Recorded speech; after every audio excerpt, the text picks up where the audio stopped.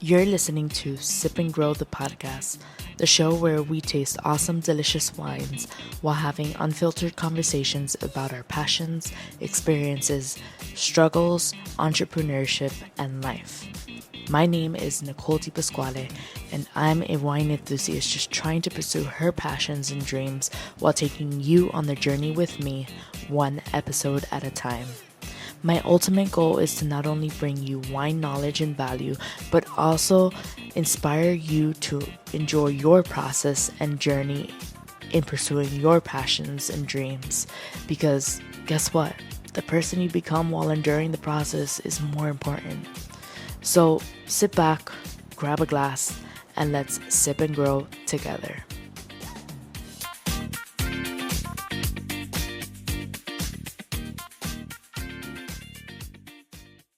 Hello guys, welcome back to another episode of Sip and Grow with me, your host, Nicole Di Pasquale.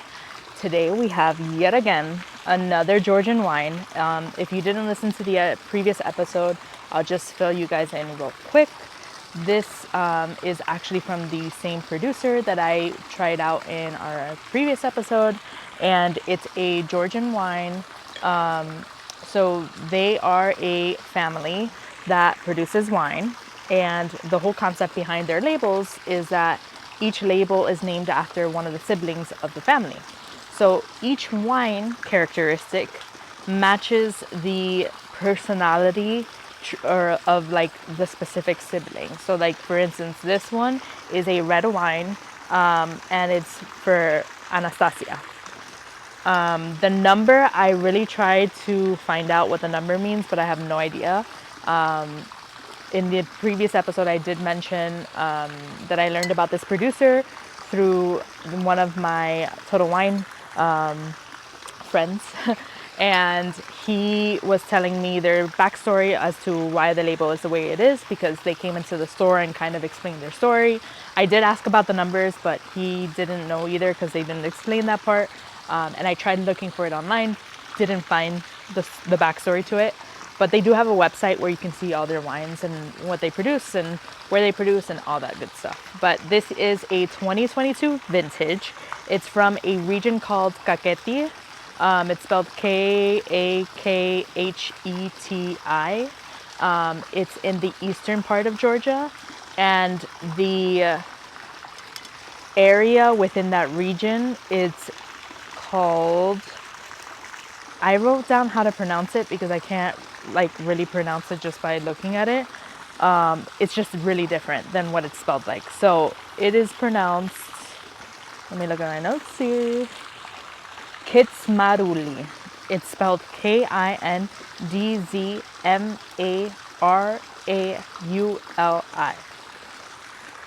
The last part kind of sounds similar to how I said it, but the grape, I also wrote down the grape varietal. So the grape varietal for this one is called Saperavi grapes, and it's used to make the region's most well-known wines, basically like well-known red wines.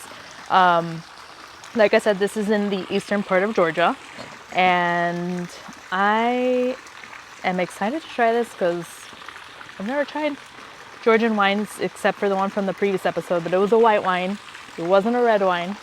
This one's red, and I don't know, it's supposed to be like a semi-sweet wine, whatever that means. I don't know how this one's gonna taste, to be honest, but as I open this, which I'm struggling, I actually had a conversation with one of my friends recently. She randomly texted me because I think that day, it was like a Sunday. Yeah, it had to be because she went to church. And, you know, like I am spiritual and I grew up in a Christian school.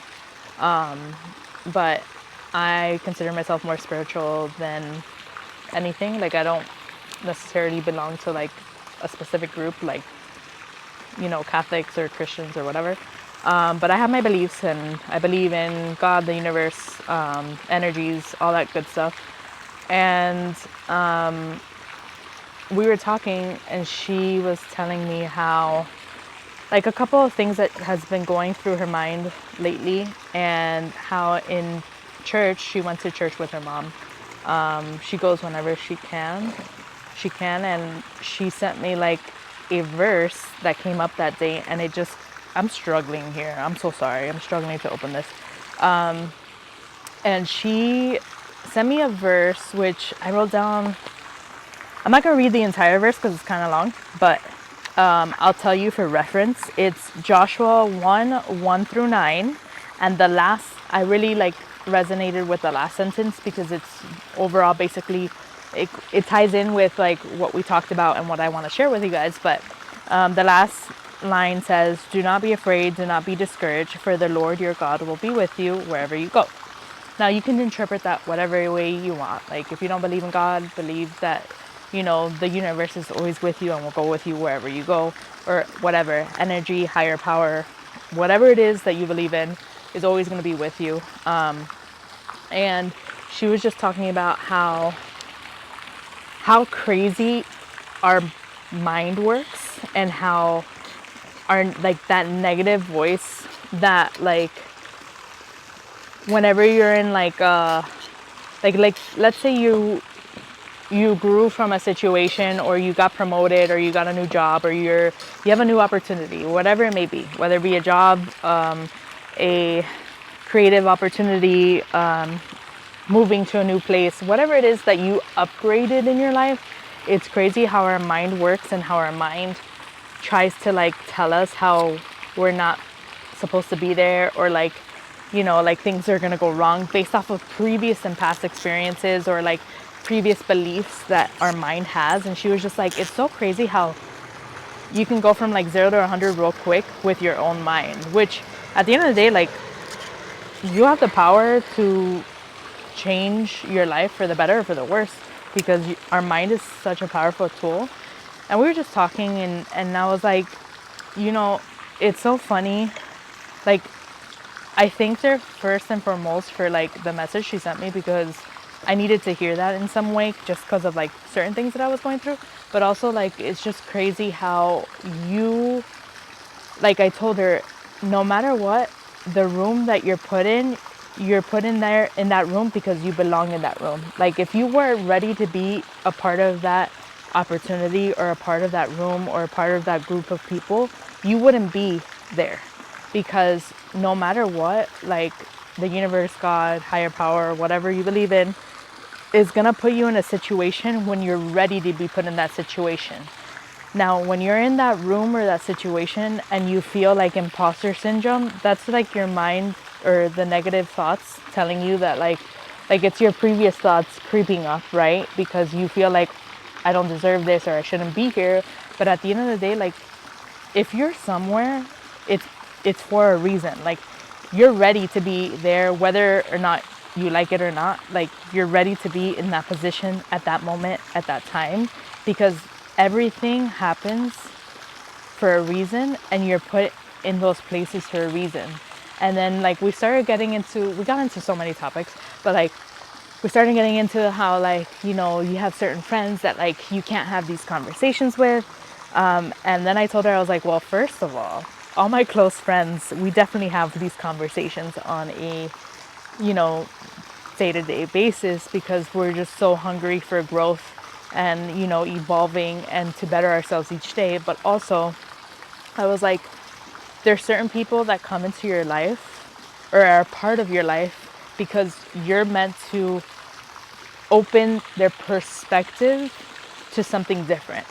Whether or not they want to, you know, evolve or grow is up to them. Like, at the end of the day, you can't change anyone. Like, that is number one thing. You cannot change anybody.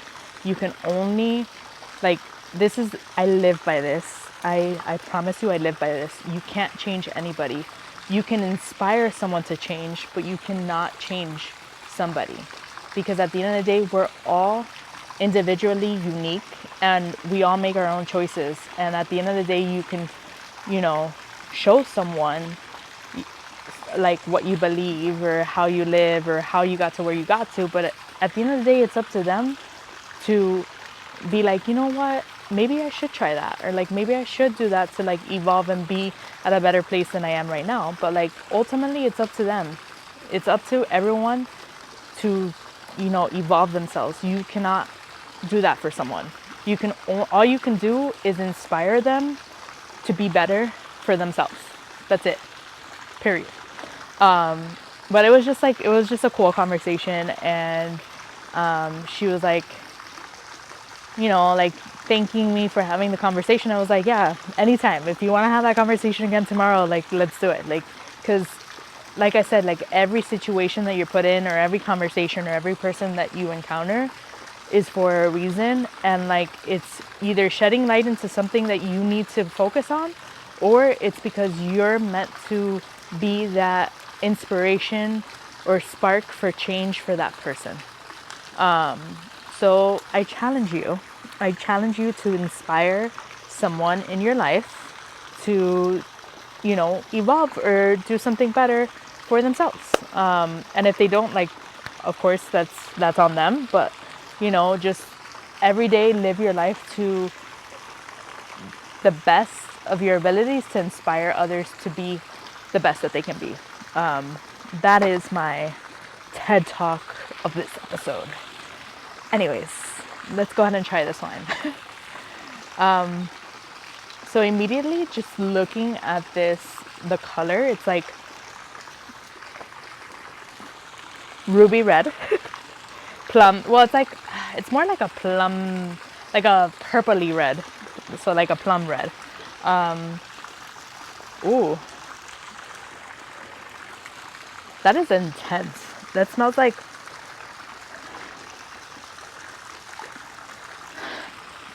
it smells like a dark cherry with like chocolate. And there's something else. And like vanilla. This smells syrupy. I know that sounds weird, but it smells syrupy to me.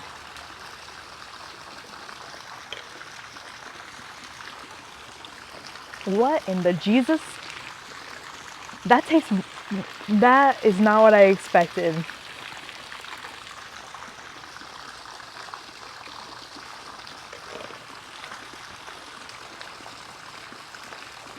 Okay, let's talk. Let's have a little chat. What? This tastes like a dessert wine. It tastes like port wine. This is not. I'm just so. I mean, it's good, but I'm very confused. This is dessert. This is not for drinking with. I'm disappointed. For a dessert wine, it's great. Maybe it's supposed to be a dessert wine. Maybe I'm in the wrongs here. Maybe I didn't read that it was a dessert wine.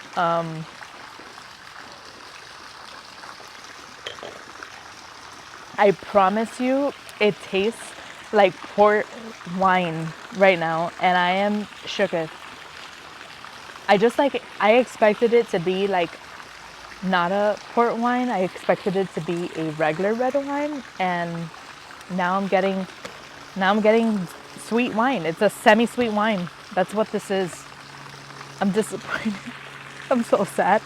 I'm so sad. For a dessert wine, this is actually really delicious. I just wouldn't I just would have like a glass to sip on after dinner. I wouldn't really have like more than one glass. I wouldn't have more than one glass because it's a dessert wine. Listen, the rating is just going to be based off my disappointment. It's actually a really good dessert wine, but I was expecting something else. So my rating for this wine is going to be, it's going to be a 7 out of 10. 7 out of 10 because I expected something else, but it's not a bad wine. It's actually good if you're looking for a sweet like dessert wine. I think it's actually really nice for that, but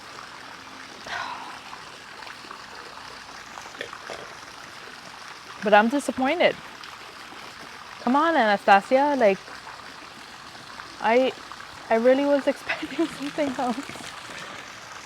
Whatever, it's fine.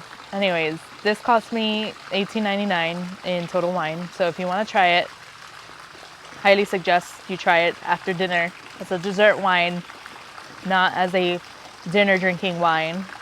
That's my personal opinion. You can take it or leave it or do whatever you want with it. But yeah, I will just be having this after dinner, I guess. Anyways, if you try it, let me know. Let me know if you like it. Let me know if your rating is higher than mine because I'm just clearly disappointed over here, but it's fine. It's fine. Regardless, I love the story behind the label. I love the fact that they are sticking to, being proud Georgian wines, and we went out of the box and we tried something new, and it's not always gonna hit the mark, and that's okay. And that's okay. Anyways, cheers to another episode. I will see you guys on the next one, and hopefully the next episode, it's not a dessert wine, unless I intentionally want it to be a dessert wine. But let me know what you think if you end up trying this wine. Cheers.